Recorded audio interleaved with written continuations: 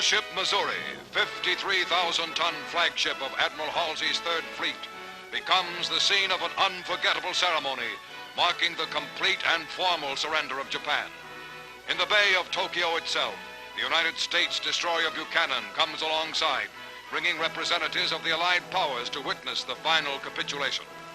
General of the Army Douglas MacArthur, Supreme Allied Commander for the occupation of Japan, boards the Missouri. Fleet Admiral Nimitz, Pacific Fleet Commander, and Admiral Halsey welcome MacArthur and his Chief of Staff, General Sutherland, aboard.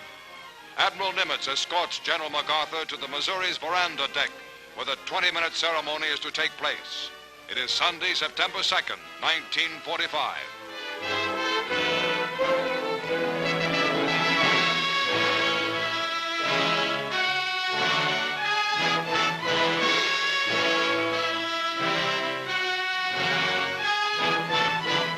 Cameramen and reporters of many countries record this historic moment as United Nations military leaders crowd aboard the Missouri and examine souvenir cards bearing the Japanese flag, special mementos of the occasion. And now, in a Navy launch, the Japanese surrender party arrives. They are headed by Agent Mamoru Shigemitsu, Foreign Minister of the Japanese Surrender Cabinet, who was wounded by a Korean patriot in Shanghai years ago and walks on an artificial leg.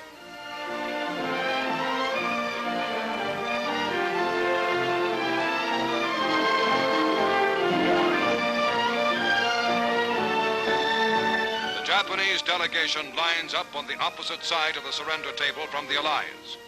A war which had entered its 8th terrible year in China, which had raged for 3 years and 9 months for America and Britain, which was the brutal, costly eastern half of the most horrible worldwide war in human history, is now within minutes of ending for good. General MacArthur speaks. We are gathered here, representatives of the major warring powers, to conclude a solemn agreement whereby peace may be restored.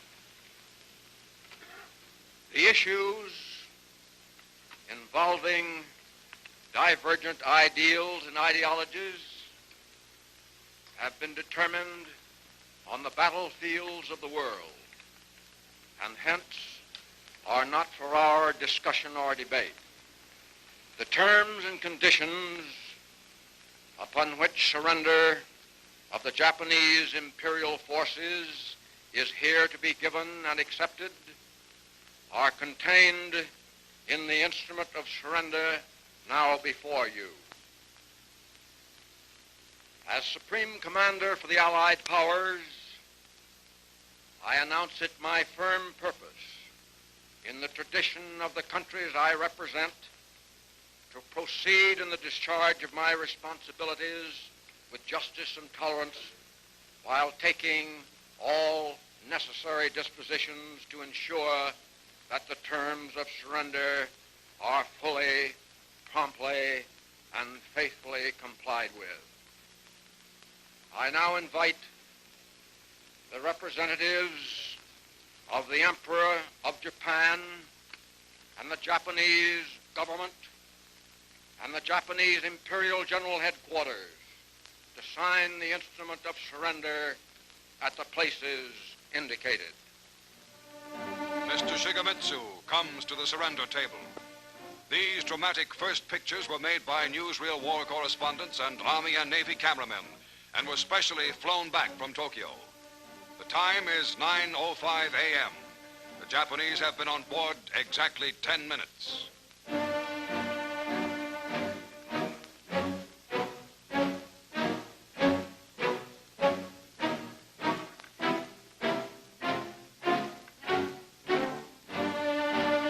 General Yoshijiro Umezo of the Imperial General Staff signs for the Japanese Army.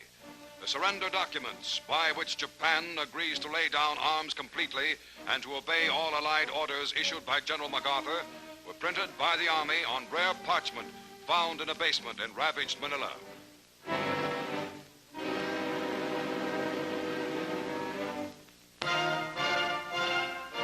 General MacArthur signs as Supreme Allied Commander.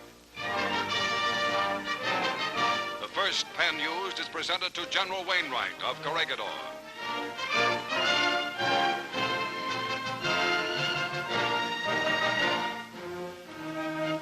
The second pen to British General Percival, commander at the surrender of Singapore. MacArthur uses 6 pens in all, affixing what will be the most important signature in Japan to the document that ends permanently that nation's regime of terror and aggression.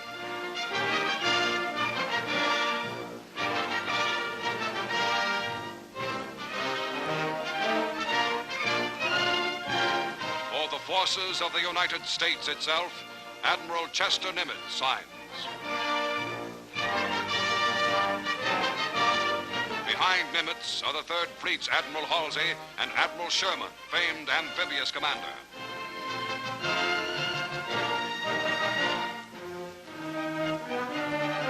General Su Young Chang, Chief of Military Operations for the Chinese National Council, signs for China.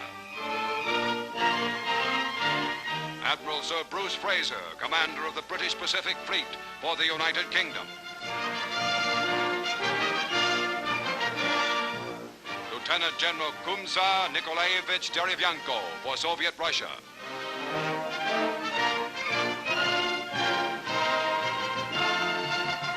General Sir Thomas Blamey for Australia. Colonel Lawrence Moore Cosgrave for Canada. General Jacques LeClerc, hero of Africa and Paris, for France.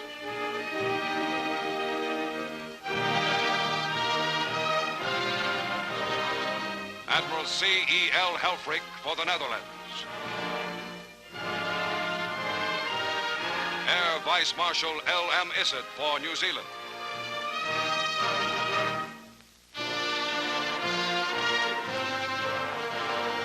Concluding the brief history-making ceremony, General MacArthur expresses a wish. Let us pray that peace be now restored to the world and that God will preserve it always.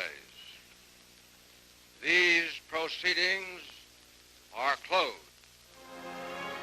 Swarms of United States aircraft fly in formation overhead as the ceremony ends.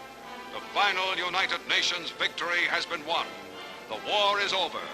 Peace is here.